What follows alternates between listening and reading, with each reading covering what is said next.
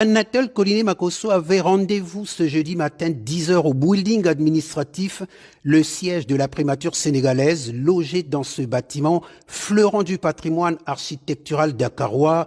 Il accueille les principaux ministères du Sénégal et les archives nationales. Accueille aussitôt son arrivée par son homologue sénégalais Ousmane Sonko. Salutations distinguées de bienvenue sur le perron avant d'accéder aux ascenseurs, c'est une tradition sénégalaise. C'est le Dalen Akjam en Wolof, la langue locale. Le protocole dans son agenda avait prévu un tête-à-tête entre les deux premiers ministres, Ousmane Sonko du Sénégal et Anatole Koliné-Makosso du Congo, avant l'ouverture de la réunion bilatérale au cours de laquelle les deux délégations ont échangé sur les questions essentielles et stratégiques qui ont porté sur des thématiques centrées sur la défense et la sécurité, la coopération économique et commerciale, l'enseignement supérieur et l'assainissement. La réunion s'est conclue par l'adoption d'un communiqué conjoint signé par les deux premiers ministres. Les échanges qualifiés de fructueux ont été délivrés par les deux premiers ministres au cours d'un point de presse, l'occasion pour la presse nationale et internationale de revenir sur le contrat d'affermage et le contrat avec le Rwanda. La Sénélec a remporté cet appel à manifestation d'intérêt, mais sans compter sur les opinions publiques de nos pays respectifs. Je crois que le Sénégal a eu le même problème, nous étions en 1998, lorsqu'il s'est agi de concéder la distribution et la commercialisation de l'électricité à une compagnie qu'on appelait Hydro-Québec. Il y a eu la réaction des populations qui ont toujours du mal à accepter que ce secteur public, ce secteur qui relève parfois de la souveraineté d'État, soit confié à d'autres acteurs et particulièrement aux acteurs privés. Il a fallu un travail pédagogique au préalable.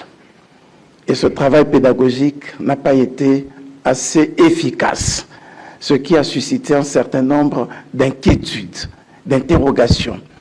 Et ce sont ces inquiétudes que nous sommes en train de lever petit à petit.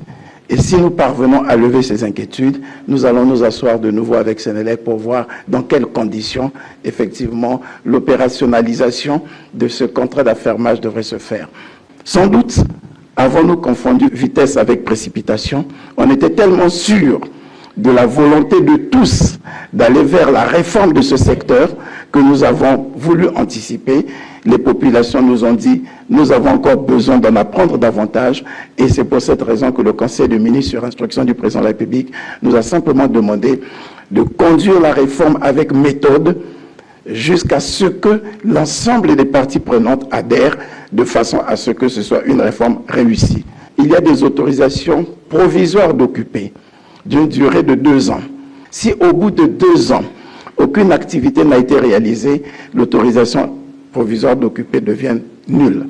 Et lorsque nous avons constaté que les autorisations qui ont été données aux compagnies rwandaises n'ont pas fait l'objet d'exploitation, elles sont rentrées sous le coup de la caducité, elles ont été annulées. Ce qui n'a rien à voir avec la qualité des relations diplomatiques, de coopération que nous entretenons avec le Rwanda, qui sont à ce jour intactes. Anatole Koliné a remercié son homologue sénégalais d'avoir créé les conditions de cette rencontre pour consolider les relations de coopération et faire de Brazzaville-Dakar un axe de coopération stratégique. Nous devons partir de la coopération institutionnelle à une coopération plus économique. C'est tout le sens de la séance de travail aujourd'hui. C'est pour cette raison que nous avons exploré ensemble d'autres axes de coopération. Des axes qui sont beaucoup plus assis sur la diversification de l'économie. Parce que, ainsi que l'a dit Monsieur le Premier ministre, si nous voulons aller vers la zone de libre-échange économique d'Afrique, la ZLECAf, il nous faut renforcer l'économie, il nous faut renforcer les échanges intra-africains. Il a été démontré une véritable faiblesse des échanges au niveau de la région. Pour le Premier ministre sénégalais Ousmane Sonko, la coopération entre les deux pays n'est pas une simple formalité administrative.